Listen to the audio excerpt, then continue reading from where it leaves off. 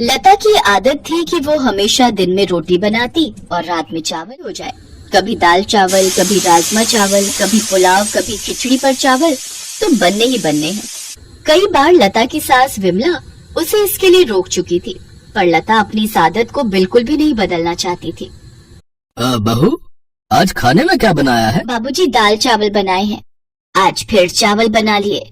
लता, मेरे तो घुटनों में बहुत दर्द रहता है। मैं रोजाना रात में चावल नहीं खा सकती बहू। दिन में बनाओ तो मैं थोड़े बहुत खा भी लूं। एक काम कर, मेरे और इनके लिए तो तू रोटी ही बना दे। माँ जी, अब आटा गूंथना पड़ेगा। आटा गूंथा हुआ नहीं रखा। कोई बात नहीं बहू, जो बनाया है वही दे दो। लता ने दाल चावल बनाए हुए थे, वही अपने सास ससुर के आगे परोस दिए। एक काम करो, मैं तुम्हें 2 रोटी का आटा गूंथ कर रोटी सेक देती हूँ। अरे नहीं नहीं विमला, कोई बात नहीं, मैं दाल चावल खा लूंगा। अब तुम उठोगी रोटी बनाने के लिए तो फिर बहू बोलेगी कि उसे ही कह देते, इसलिए अब खा लो। लता की दिन में रोटी रात में चावल की आदत दिन पर दिन बढ़ती जा रही थी। लता, आज तो मेरी ऑफिस की छुट्टी है। एक काम करो, कढ़ी चावल बना लो, बहुत मन हो रहा है। अब मैंने गोभी आलू की सब्जी और रोटी बना दी है। अब मैं कुछ नहीं बनाऊंगी। वैसे भी मैं रात को राजमा चावल बनाने वाली हूँ। मैंने पहले ही प्लान कर लिया था, इसलिए अब रोटी और गोभी आलू की सब्जी खा लो। तुम सही हो, जब देखो अपनी मर्जी करती हो। अब रात में मैं सोच रहा था कि मटर पनीर की सब्जी और रोटी बनवाऊंगा, तुम राजमा चावल का प्लान बनाकर बैठ गई हो। अरे तो क्या हुआ? तुम तो जानते हो ना, मैं दिन में चावल नहीं बनाती हूँ। रात में थकी हुई होती हूँ, इसीलिए मैं रात को ही चावल बनाती हूँ। मेरे से नहीं बनती रात में रोटियां। अच्छा ठीक है, जो मन में आए वो करो। मैं माँ को डॉक्टर के पास ले जा रहा हूँ। बोल रही हैं कुछ दिनों से घुटनों में बहुत दर्द है। विमला की तबीयत ठीक नहीं थी, इसीलिए बेटा अभिनव उसे डॉक्टर के पास ले जाता है। देखिए माताजी, उड़द की दाल, भिंडी चावल, दही वगैरह और ठंडी चीजें आपको कुछ समय के लिए बंद करनी होंगी। डॉक्टर साहब, मैं तो कोई ठंडी चीज लेती ही नहीं हूँ। ये बच्चे कई बार कहते हैं कि ठंडा आइसक्रीम और ठंडा दूध वगैरह ले लो। मैं तो दही भी बहुत कम खाती हूँ क्योंकि मेरे घुटनों में दर्द हो जाता है। डॉक्टर साहब, और कुछ खाने का परहेज? बस इन्हीं बातों का ध्यान रखें और समय पर दवाई लें। विमला अभिनव के साथ घर आ जाती है। लता, डॉक्टर ने माँ को कुछ चीजें खाने के लिए मना किया है, जिनमें से चावल भी हैं। तुम ये जो रोज चावल बना देती हो ना रात में, वो माँ को बहुत नुकसान करते हैं, इसलिए अब माँ के लिए रोटी बना दिया करो।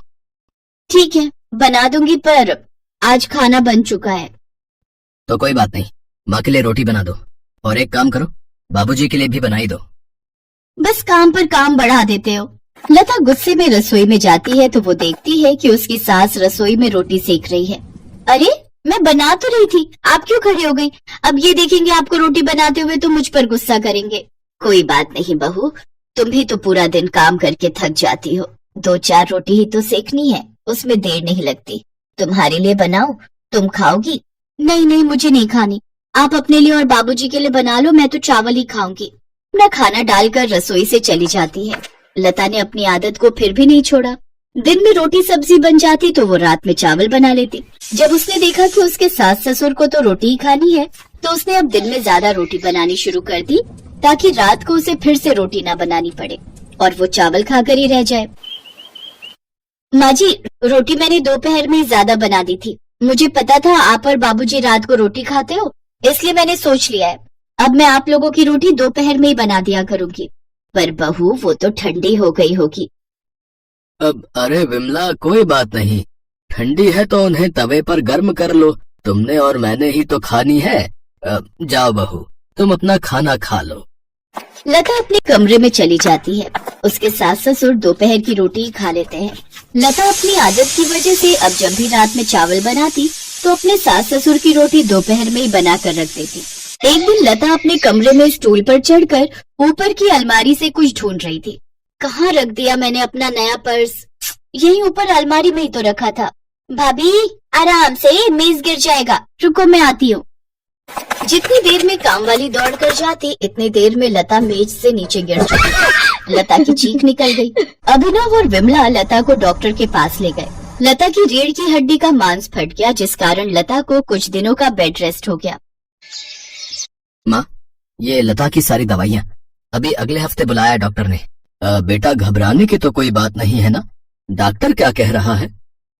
पापा, रीढ़ की हड्डी का मांस फट गया है, इसलिए कुछ दिन ठीक होने में लगेंगे, लेकिन लता को पूरा बेड रेस्ट करना होगा। कमर में बहुत दर्द हो रहा है।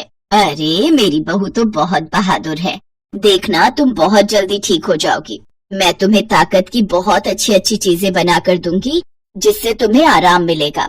लता की कमर में दर्द था और ये बात उसकी सास और बाकी परिवार के लोग भी समझ पा रहे थे।